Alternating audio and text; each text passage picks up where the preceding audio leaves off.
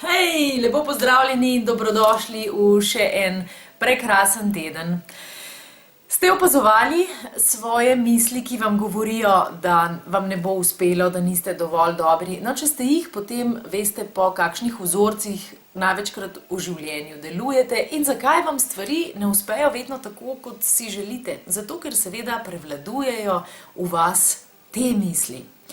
Zdaj pa dobro bi bilo seveda te misli odstraniti.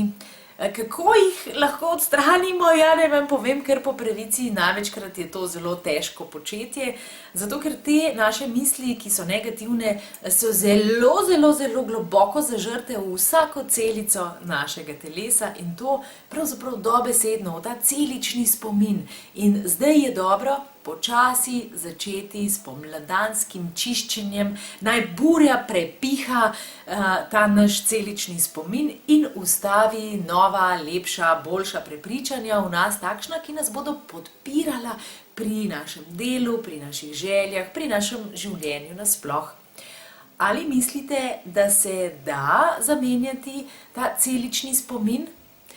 Kajti, če mislite, da se ga da, imate prav.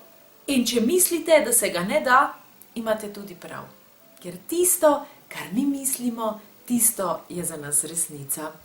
No in tale teden vam bom dala majčkeno počitka, nobene kakšne hujše domače naloge, majčkeno samo morda razmišljajte še o tem, ali verjamete, da se da človeka spremeniti oziroma da se človek, če seveda sam želi, lahko sam spremeni.